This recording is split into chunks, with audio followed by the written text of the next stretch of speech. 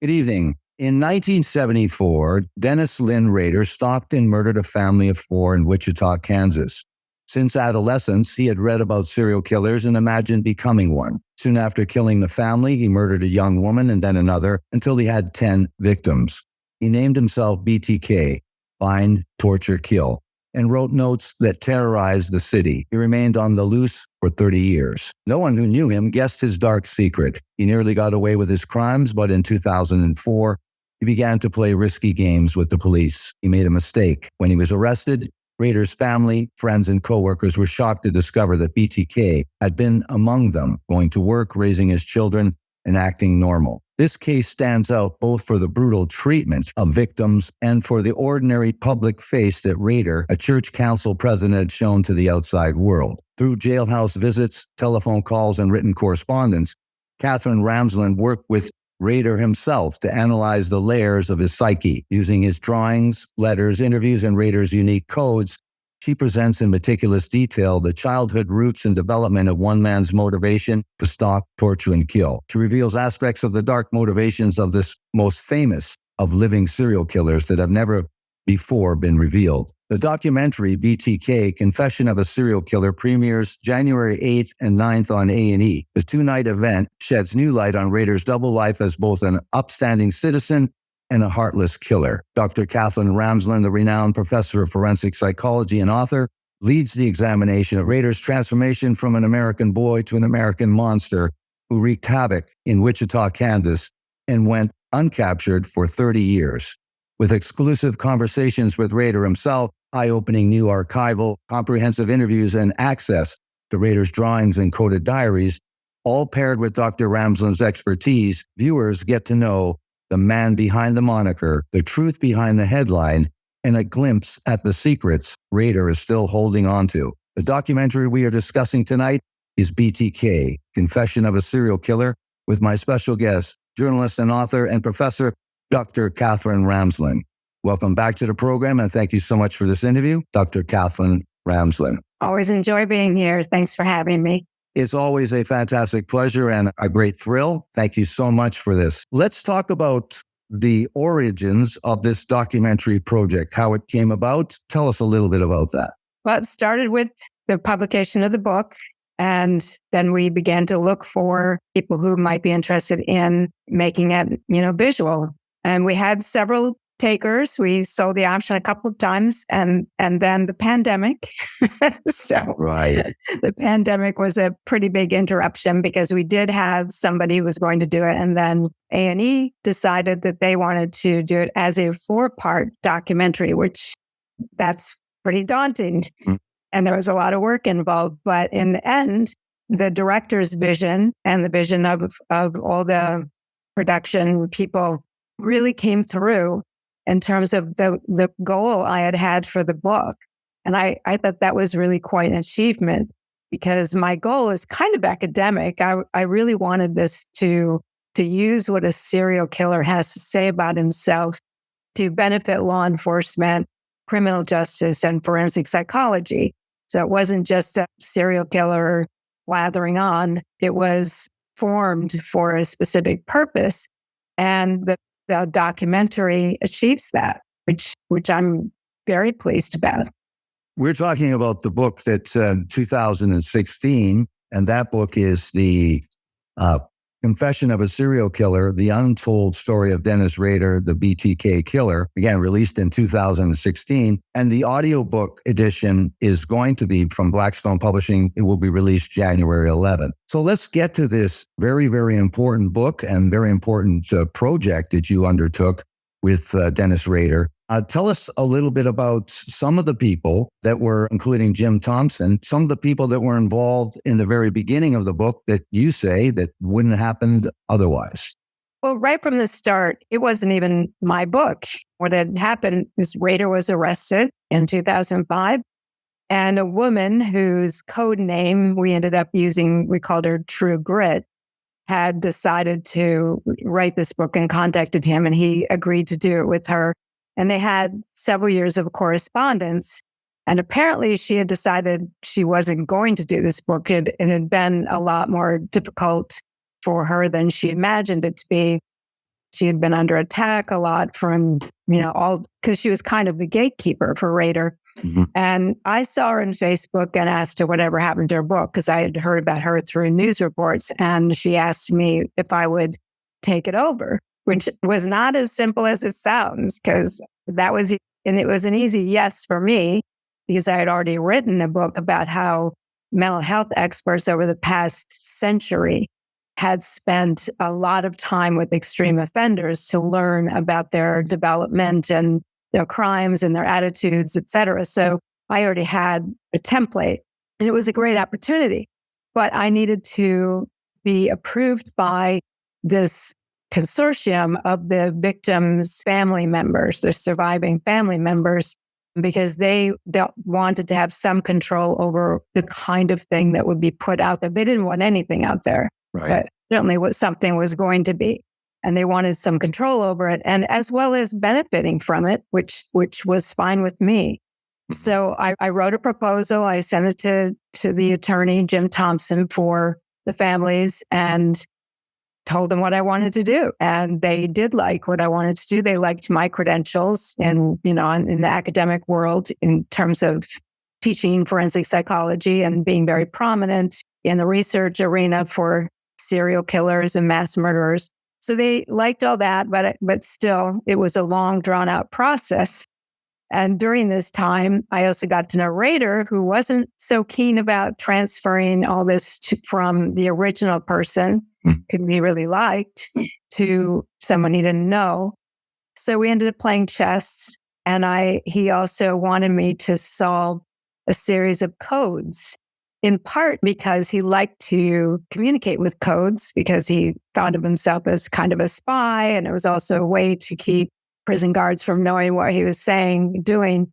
But also it was a test for me to see would I play the code game. And of course I will, because my interest in him was the whole picture. Who is this guy? What motivates him? How does he create these codes and respond to them? And so fine. I mean, it was actually pretty intriguing to be sent these weird codes to see if I could figure them out. And I needed the other person, True Grit, to help me, because he had sent part to me and part to her, and, kind of a Zodiac thing. Everybody get together and figure this out.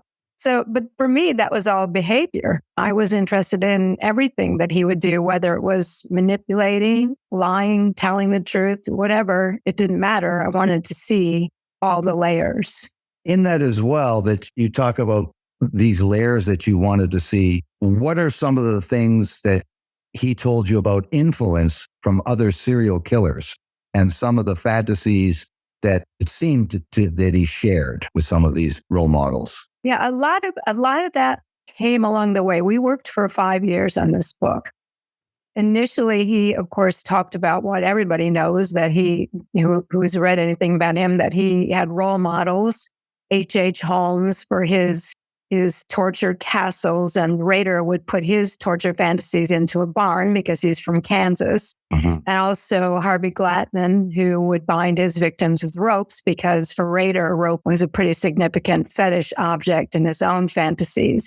So those are the two that many people are aware he used as role models. But along the way, as we were talking and reading and looking at comparisons to others, he honed some of that, and he got interested in some that he didn't know about before, and talked more about some of the readings he had done. And it was pretty clear that most of what he did wasn't really original to him. He had gotten it either out of true crime magazines or fiction. He read about what some serial killers had done in novels. And so some of the things he was doing was trying to replicate all of that. So he wasn't really that imaginative. And, unfortunately in fiction and film, we get this notion of this mastermind mentality, the great puppeteer, manipulator. And most of that just isn't what these serial killers are like.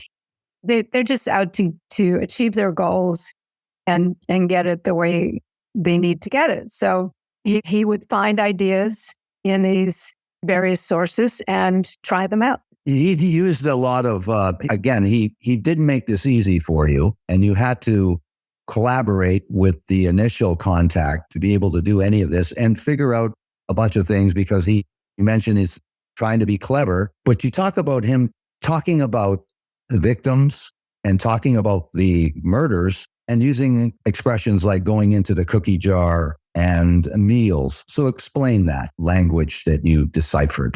That was probably one of the very first things that he did, was send me clippings from newspapers and magazines with things circled. And then he would write a letter, sometimes a 20-page letter, and his handwriting is pretty terrible. He'd embed in the letter along the way the clues to what he had circled. So I had to make my way through the letter and then look back at the clippings. And like, for example, one of the most puzzling to me was when he talked about my interest in recipes of the 3-layer kind. And I thought, well, I don't cook. What are you talking about? But then I realized, as I saw what he circled would have a B, a T, or a K. And so I realized, oh, that's the 3-layer thing. And subsequently, I learned about his magical number 3. He thinks the whole world is sort of organized around 3s, and that 3s had somehow protected him. And so he has this attunement to 3s. So there was that. And then he had some metaphors like castles and trains and such things as that. But it became unwieldy. I mean, we'd be talking along about, using trains and canyons and passengers and whatnot as we were talking about whether this book was even going to sell or not, because I did have a lot of issues with that. And then we had finally, when the book did sell, I decided I would make the metaphor, the codes that we would use. So it's kind of an irony, because he did not want any woman kind of dominating him in any way. That was one of his key issues, is how females threw him off balance.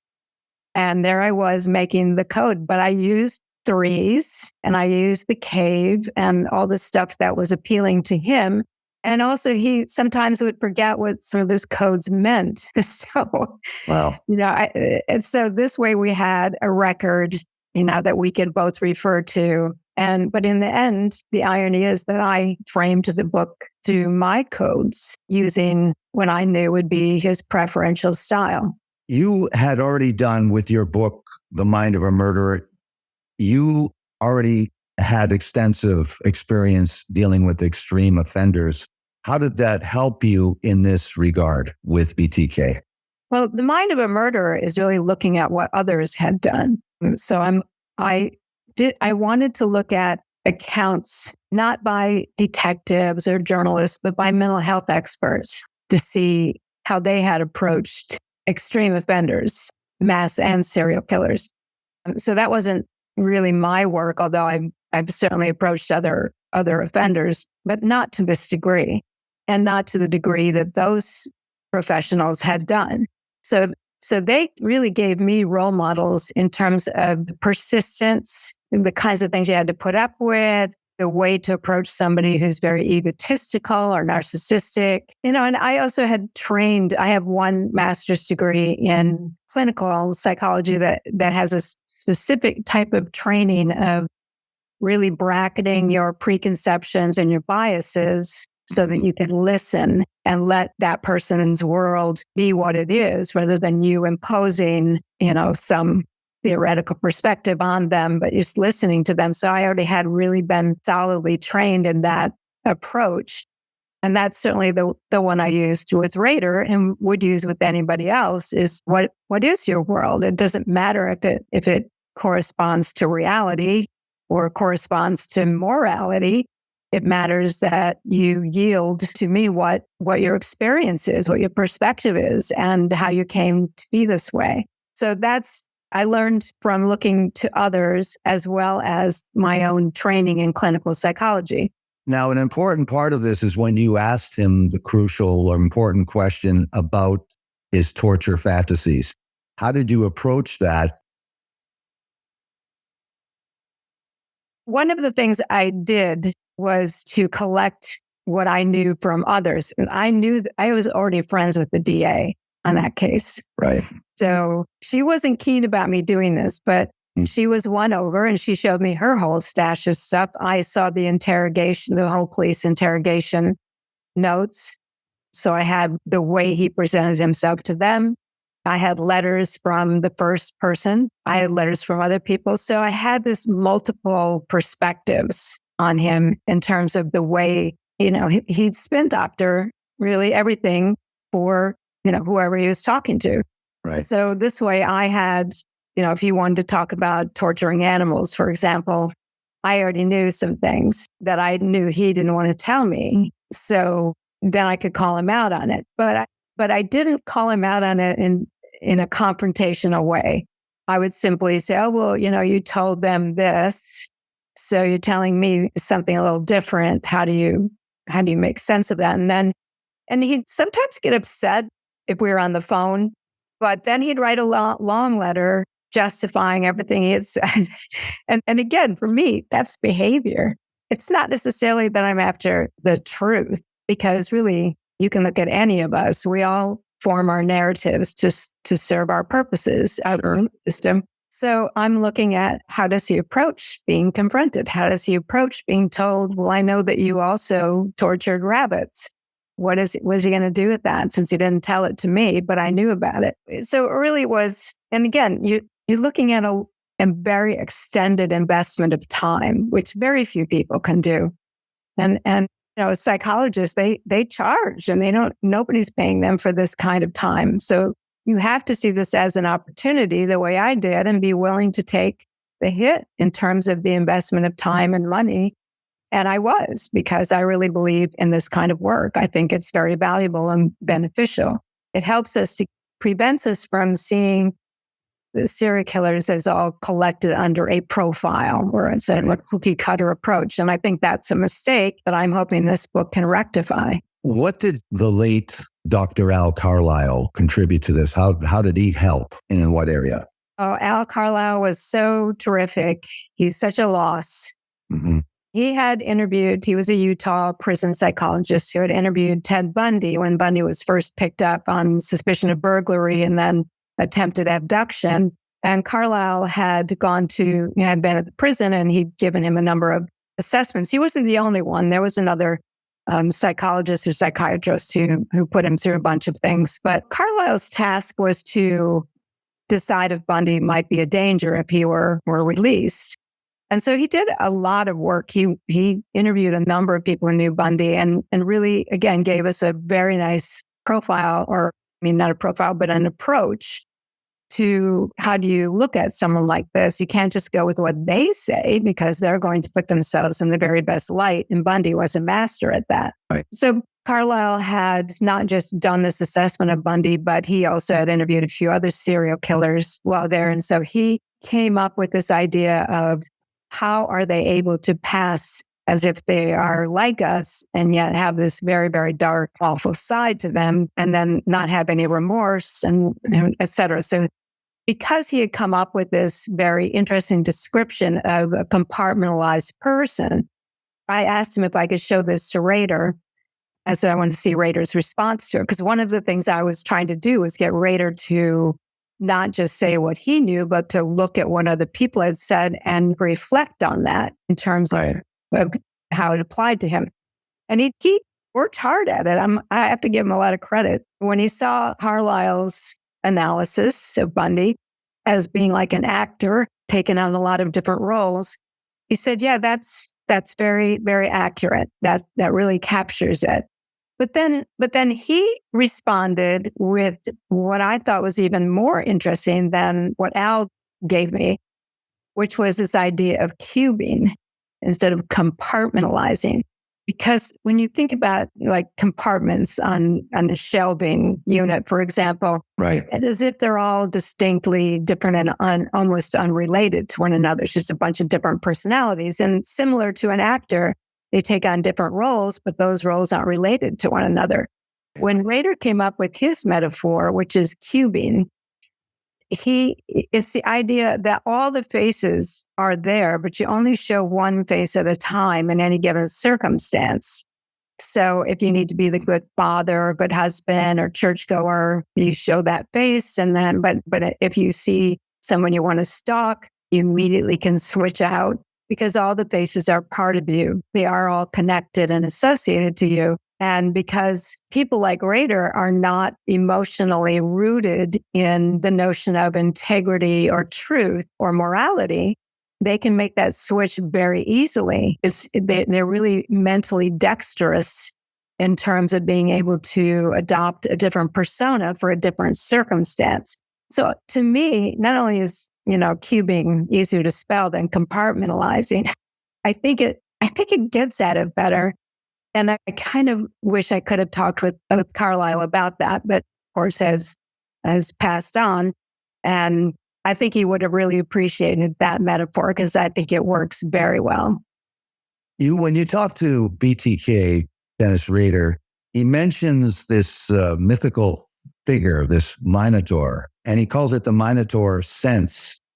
Tell us more about this mythological symbol that he uses to describe. Yeah, the Minotaur was a code name for serial killers. So he'll talk about the Kansas Minotaur, or he'll read about somebody, like there was a guy in South Carolina a couple of years ago who got caught, and he'll call him the South Carolina Minotaur. So that's just a way to be able to write about this in letters without guards confiscating it. Because I've had a few letters sent back to me by the prison. You may not do this, you may not do that. Wow. They have to always be careful about the whole contraband angle. And so I think he adopted that, but also he had read about it in a novel, and he liked the image of that, of this beast that's inside this maze that's fed these innocent virgins. And, he liked that to use to describe what a serial killer was like. And then for him, that would be a cave monster. And he thinks that these cave monsters are part of him, not like he's demon possessed. That was a narrative he initially had used after his minister had visited him and said to him, the only way I can make sense of this is if you're demon possessed. So Rader grabbed onto that. He does that. He immediately absorbs things that make sense. And then for a little while, he'll use the narrative, but he doesn't any longer think of it that way. But he does think about that there is this monstrous part of him that he himself doesn't understand well. It's really compulsion that comes from his fantasy life, from a very vivid fantasy life in which he's highly invested for his identity. So he has more control than he often will say. But the Minotaur image or metaphor appealed to him in that way. Right. Let's use this as an opportunity right now to talk about our sponsor, which is Ritual. Gaps in the diet shouldn't be ignored. Over 97% of women aged 19 to 50 are not getting enough vitamin D from their diet, and 95% are not getting their recommended daily intake of key omega-3s. Ritual's Essential for Women 18 Plus multivitamin was formulated by exhaustive research to help fill nutrient gaps in diets of women aged 18 plus. It is formulated with nutrients to help support brain health, bone health, blood health, and provide antioxidant support. But Ritual didn't stop there. They invested in a gold standard, university-led clinical trial to prove the impact of Essential for Women 18 Plus multivitamin. The results: Essential for Women 18 Plus was shown to increase vitamin D levels by 43% and omega-3 DHA levels by 41% in 12 weeks. My wife Lisa started taking Ritual's Essential for Women 18 Plus multivitamin over 2.5 years ago. She was impressed with how taking the Ritual multivitamin made her feel. I decided to take Ritual Essential for Men 50 Plus when it became available. And it's been about a year now, and I'm convinced Ritual has made a significant difference in how I feel every day. Right now, Ritual is offering my listeners 10% off your first 3 months. Visit ritual.com/murder and turn healthy habits into a ritual. That's 10% off at ritual.com/murder. Now, we're talking about some of the things that Dennis Rader used and utilized to describe some of the things, his fantasies, to evade censorship through the prison guards that would read this material. So there was an underlying reason, but also he was being clever and getting you to work a little bit. What about, which was really the crux of what you're doing to try to find out what his psychosexual development was when he was young, how murder and sexuality got all mixed up, and hence all of these fantasies and this murderous rampage. So tell us a little bit about what you discovered. Well, one of the difficulties of working with him was he was really a minutia collector. And so many of his early letters were long descriptions of his family history and, things that really had no bearing on what I was trying to do. But I had to be patient and certainly show interest. And finally, he suddenly realized this book was the book for him to get his story out. Right. This would be the definitive one, and he might never have this opportunity again. And all of a sudden, the letters just turned many shades darker in terms of the things he wanted to explore. And part of that was he had dug through a lot of the papers he keeps in his cell, and he had found original police reports. They were summaries of police reports.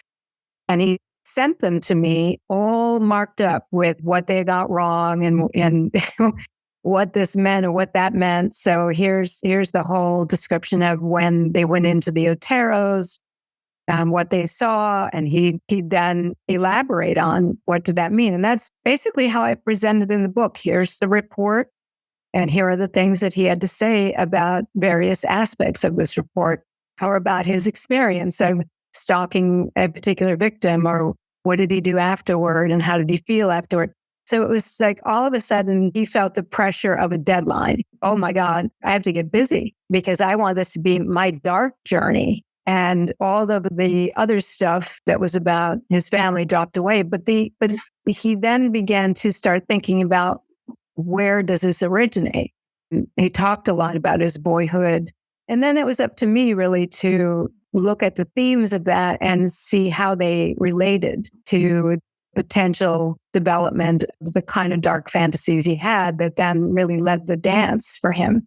So it was really kind of figuring out he needed to do some work, and me finding through this, lots and lots of detail, the things that would be useful for my goals. So the hard thing about doing a book of this length is all the data you amass and keeping your goals always in front. So you know what you're focusing on, but not to the point where you're working with tunnel vision or cognitive bias that limits the world. So I had to watch my own expectations and what I was hoping to see, but also I needed to guide him away from all the minutia. Like one of the earliest letters he sent me had a journal of his day, and it was like minute by minute. Getting up at this time, and this is what they gave me for breakfast, and then I did this, and then I did that, and he kept one for every single day, thinking someone was going to really find this to be very important. He's just sitting in a single prison cell. He's not in general population. He doesn't interact with anybody. He'll read. He was at the time he's listening to the stock report because he had imaginary stocks and listened to the farmers' reports and whatnot. But wow, it was up to me to make my way through all this data and see the things that were really going to make this into a book. And I will admit, there were times I didn't think I had a book. Really? Yeah, because I didn't think he was up to it. And then all of a sudden would come letters filled with very rich ideas and memories and reflections. And like, okay, now I can move forward. But I'd say for the first 2 years, I wasn't sure. You were trying to get him to be insightful about his own life. And you say this is a guided autobiography. So you had to help him be able to learn and decipher some of the things that have happened.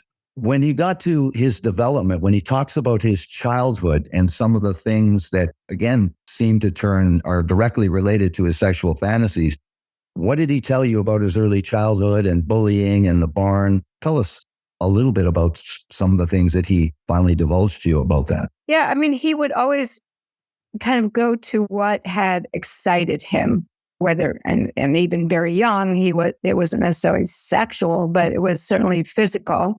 Right. And so he would talk about that. But I will say, like, at one point, he told me about a movie that he had a thing with his mother. She was a brunette, and she had kind of movie star looks, as many people described her. And he would go to the movies with her, and he told me the movies he had watched. So I watched them to get a sense of that little boy's perspective, sitting with his beautiful mother. And there was one, The House of Wax. Oh, yeah. Oh my God. It's a naked woman bound in this thing. She's brunette, naked, struggling in all the most titillating ways. It's like, oh Lord. It's a good thing I watched this rather than just heard him say, we watched The House of Wax, and that had an effect on me. Well, I can imagine it did, because he already was thinking about binding girls who made him feel uncomfortable or took away his self-esteem. He was thinking of binding them in railroad tracks or building girl traps for them. And so here he is with his mother, who's already humiliated him once, and he's seen her stuck, helpless, and he's seen the look on her face that made him feel powerful. And now he's watching this movie with clearly, I mean, that's showing obviously full frontal nudity back in those days, but the suggestion of it was very strong in that movie. Right. And I thought, whoa, that right there, that's the kind of thing. And the werewolf who can shapeshift, and that's the kind of thing. What's a little boy thinking about after he's not just seen these movies, but they haunt him. He has nightmares. He has dreams about them. He thinks about them. And how is that affecting the kinds of fantasy life he is going to develop as he enters into puberty? And it does become all about sexual arousal. So he had the sexual arousal as a boy, getting tied up with playing the cowboy games. And he got trapped once in a silo, and it was scared, but also it was really exciting. So he had some of those experiences early, to the point where he would tie ropes around his waist because it felt good. And as he's developing into his sexual being, it feels very good. And it's the kind of thing he's not going to give up. Yeah. You also talk about innocuous things, or seemingly, like the Dudley Do-Right cartoon that we all watched. Yeah, well, I mean, for Rader, immediately it was tying the redheaded girl on the train track. And it wasn't about her getting rescued. It was about get that train to hit her and run her over. So that she was bound and helpless, though, was the thing. And then as a 14-year-old, he found a True Detective magazine that had the Harvey Glatman pictures on the cover, and saw this image of this utterly helpless, bound woman who was about to be murdered. And he masturbated to that. That was highly exciting to him. And we do know that when certain stimuli are paired with masturbation as a young boy is becoming a young man, that becomes part of the sexual fetish. And it might be something that lasts the rest of his life, because it gets paired and it gets fused together with the process of sexual development. And for him, that was the image he wanted to replicate in his own victims. So he graduated to stalking initially. That was his first foray into criminality, was the stalking? Well, it's hard to say. You know, he went into the military and he was in countries, and I think he did a lot of voyeuristic activity at that point. And then that became stalking. So the voyeurism was looking into people's windows, imagining power over them. And then as he would see someone, he might follow that person. So I think the voyeurism came before the stalking. But then the stalking arrived with the idea that he would kidnap somebody. And he did make an attempt to kidnap a bank clerk, and it failed utterly. And he got scared that he was going to get identified. So he began to break into houses. And when he did that, it made him feel very powerful over the people who lived there. I mean, often they weren't home, but just he would take something like a hammer, whatever, just because he had invaded their space. He owned the place. He had a position over them. And so that then became he's not going to try to capture someone and kidnap her. He's going to go into a house and subdue the person he wants. And then that leads, of course, to the Otero murders. You utilized for this documentary, but also for this book, letters and drawings that he had sent you. Explain what might be on this what will be on this documentary regarding those letters and those drawings. Yeah, I mean, I have thousands of pages of his handwriting, and God bless the documentary makers for going through all that to pick out passages, but there will be passages highlighted. We also interviewed him and recorded it, so you'll hear him responding to some of my questions. Wow. Highlighted passages of things he said that are either ironic in terms of how can he not see how this makes no sense in the polarization morally in the same person. You'll see drawings that he's done. For example, he drew for me what he had hoped one day to build was a silo filled with torture instruments similar to H.H. Holmes and his castle. Right. And so it's very meticulous, full color.